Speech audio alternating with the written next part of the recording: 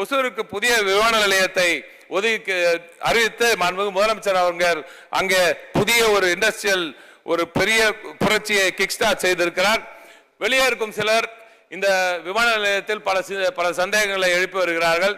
ஒரு அரசாங்கம், அதுவும் திராவிட நாயகன் அவர்களின் அரசாங்கம் ஒரு திட்டத்தை அறிவிப்பதற்கு முன்னர் மிகுந்த உன்னிப்பாக அந்த திட்டத்தின் அந்த செயல்பாடுகளை எப்படி செய்ய முடியும், எப்படி அந்த திட்டத்தை செயல்படுத்த முடியும் என்பதை எல்லாம் தீர ஆராய்ந்து பிறகு இந்த திட்டத்தை அறிவிப்பார்கள் என்பதை மட்டும் இங்கே கூறி, நிச்சயமாக ஒசூரில் புதிய விமான நிலையம் அமையும் என்று உறுதியாக கூறுகிறேன்.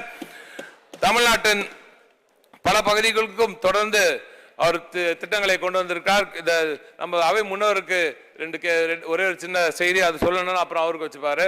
அதனால வேலூரில் உள்ள டெல் மற்றும் மைமண்டலம் பகுதியில் சிப்காட் உருவாவதற்கான பணிகள் துவங்கி இருக்கின்றன. வேலூரில் புதிய டைடல் நியோ பார்க் அது துவங்கும். அந்த பணியும் வெகு விரைவில் துவங்கும். வெகு விரைவில் திறப்பு விழா நடக்கும். இந்தியாவில் முதலீடு செய்ய எல்லோரும் முன்வரும் போது பல நிறுவனங்கள் இன்வெஸ்டர்ஸ் இங்கே வரும்போது முதல் கதவு அவங்க தட்டுறது மாண்புமிகு முதலமைச்சர் அவர்களின் இந்த அலுவலகமாகத்தான் இருக்கிறது. ஆகையால் தான் இன்று டாடா, ஜாகுவார், லேண்ட் ரோவர் போன்ற பெருநிறுவனங்கள், அது ராணிப்பட் போன்ற வட மாவட்டங்களுக்கு அங்கே சென்று அவர்களுடைய புதிய நிறுவனங்களை துவங்குவதற்காக 9,000 கோடி ரூபாயில் 14,000 பேருக்கு வேலைவாய்ப்பு கொடுக்கும் இந்த மகத்தான நிறுவனம் டாடா, ஜாகுவார், லேண்ட் ரோவர் வாகன தயாரிப்பு நிறுவனம் இங்கே வந்து சேர்ந்திருக்கிறது. அது ஒரே ஆண்டுல வின்ஃபாஸும் வருது, டாடா லேண்ட் ரோவர் ஜேஎல்ஆரும் வருதுன்னா இது வரலாற்று சிறப்பு மிக்க ஒரு தருணம். பேரவைத் தலைவர்களே, இது போன்ற ஒரு நிகழ்வு இதுவரை தமிழகத்தில் நடந்ததில்லை.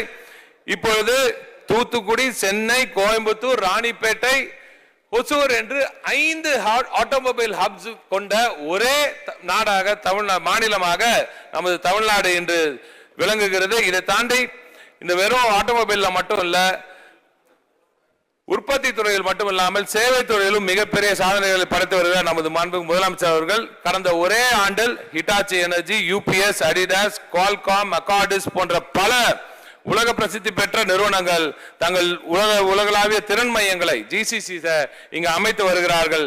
எனவே மிகப்பெரிய வளர்ச்சியை, அனைத்து பரவலாக்கப்பட்ட வளர்ச்சி அனைத்து செக்டர்லயும் கண்டு வருகிறது நமது தமிழ்நாடு.